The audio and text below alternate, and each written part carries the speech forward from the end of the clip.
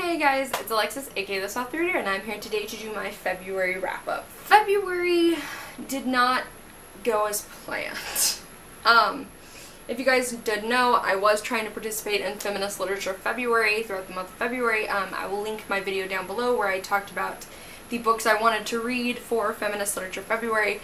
I will say I completed 3 of the challenges for Feminist Literature February, which were to read a book written by women, to read a book recommended by a feminist, and to read a work of feminist nonfiction. I completed those, but arguably I did not complete the 2 most important challenges of the month, which were to read a feminist book or a book with a feminist main character, and to read a diverse book. I didn't do either, which, believe me, I can look over on my bed and see the 2 books sitting there. I did start both of them, I just didn't complete both of them, and maybe I'll talk a little bit about that at the end of the video. But I also want to do kind of a check-in with the goals I set for myself every month for my 2017 goals, which I will also link down below in case you also maybe didn't get a chance to watch that, or if you subscribed after that.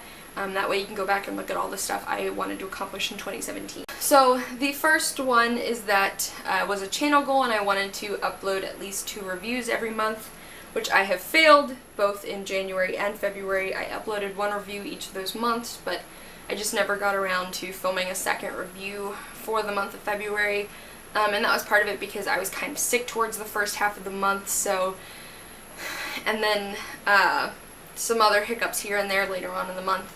So yeah, I basically just really was not really into filming stuff, or even really reading, but I watched a lot of television this month, which I talked about in my review, which went up about a week ago, which I will also link somewhere in case you didn't get a chance to see that one.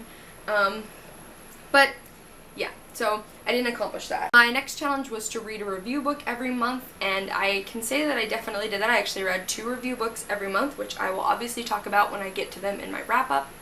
I also wanted to be reading a Kindle book every month, and most of the books I think I read this month were on my Kindle. They weren't old reads on my Kindle, they were recently purchased, but whatever, it counts. I also wanted to be reading a sequel every month, and I definitely did this with my favorite book of the month, which was a sequel. I wanted to read a random shelf choice off my shelf every month, and I picked it up, but I didn't get around to finishing it, so again, I'll talk about that at the end of the video.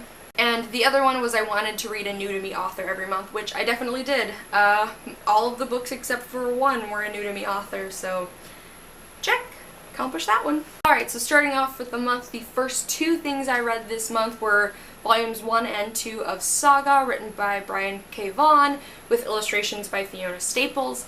And this was actually my recommendation for Feminist Literature February. I asked my friend Liz, I was like, hey, give me a recommendation of something I should read, and she was like, Saga, you need to read Saga.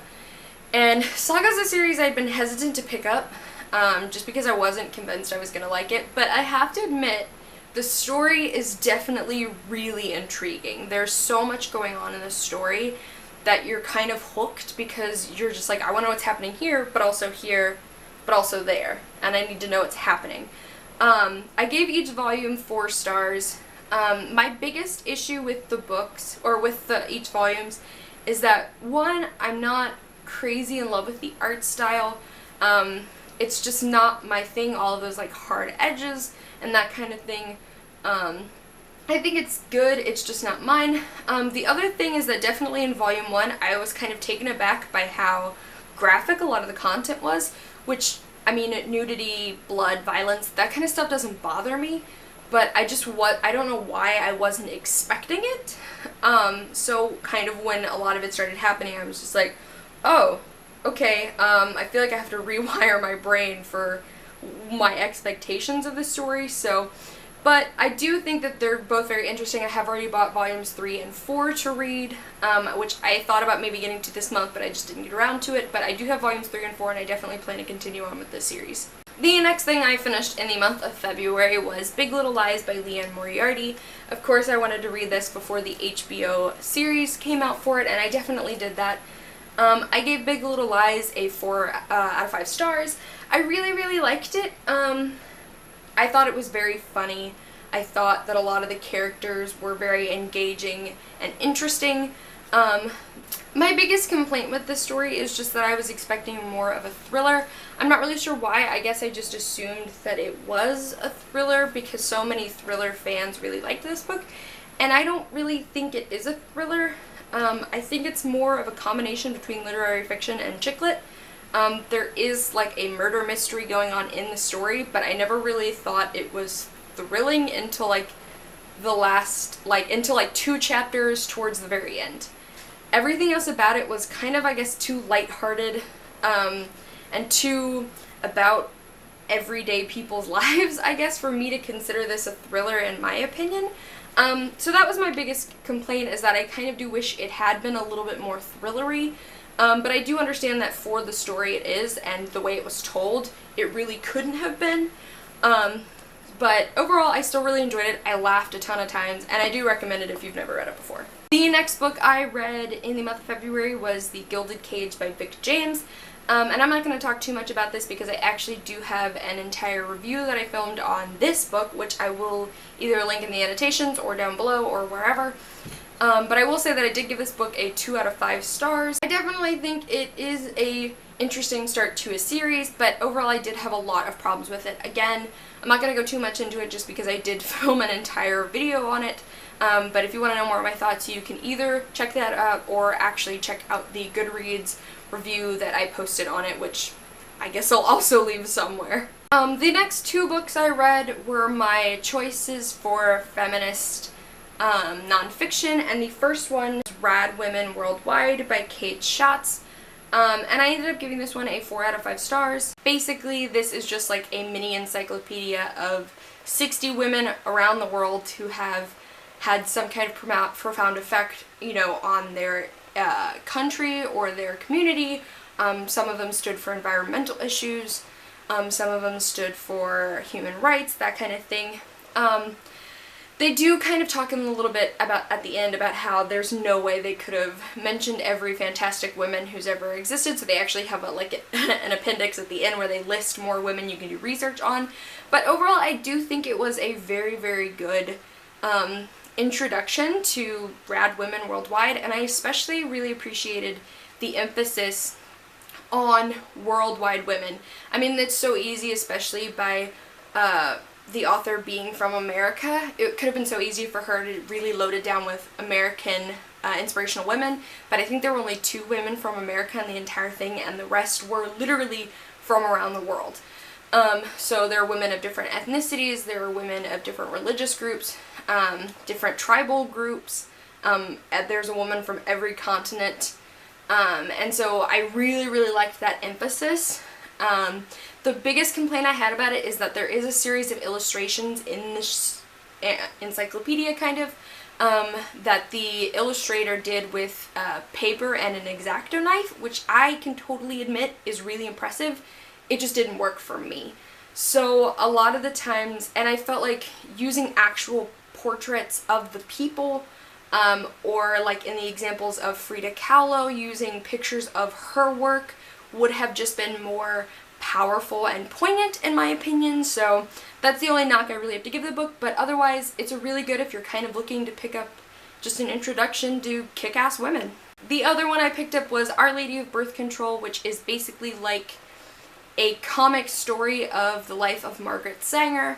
And Margaret Sanger is basically the woman who fought to legalize birth control in the United States, and she basically set up the organization that would eventually become Planned Parenthood, and she was all about reproductive rights for women.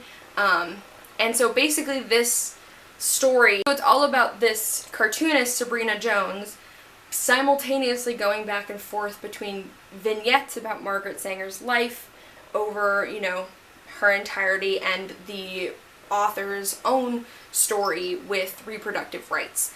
I give this a 3 stars. I think this is a very good introduction if you don't know anything about Margaret Sanger. A lot of it mentions a lot of the big, you know, mentions a lot of the big things that have happened throughout her life. So if you didn't know anything about it, it is a good introduction.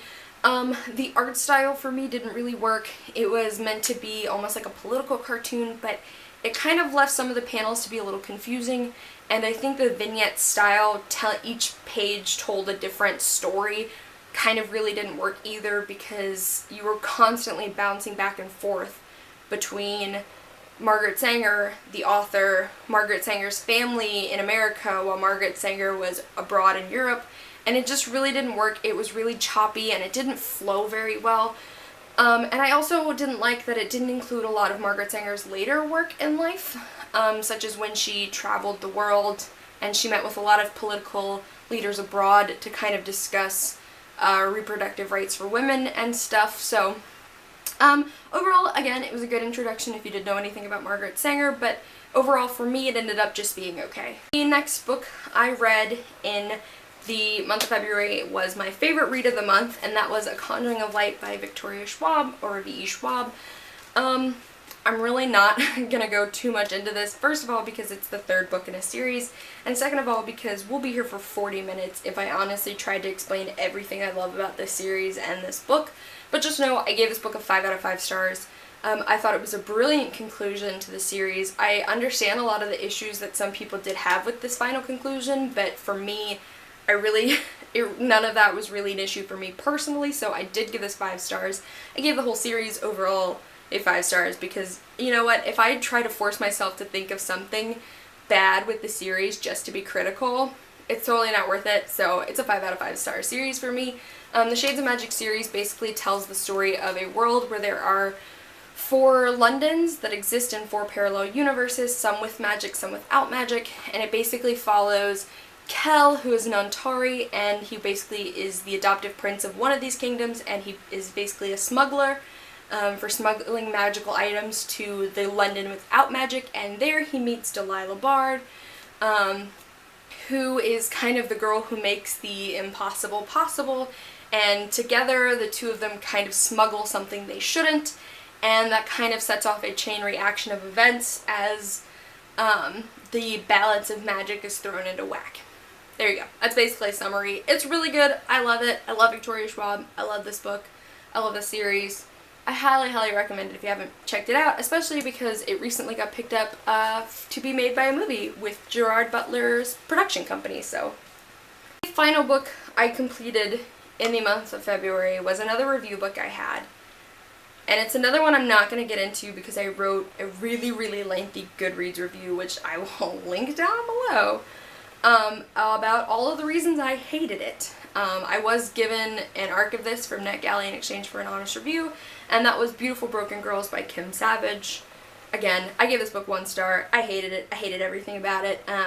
If you want to know my thoughts, you're welcome to go read my Goodreads review, but basically every single thing about this book put a bad taste in my mouth. I didn't like any of it, and that's part of the reason probably why I haven't finished anything when I finished that book, is because I hated it so much. I didn't really want to pick up anything else. I just wanted to start watching a new TV show or whatever. So that was the last book I completed in February, but I will mention the 2 books that I started in February that I haven't finished yet, but I'm still hoping to maybe finish in the first part of March.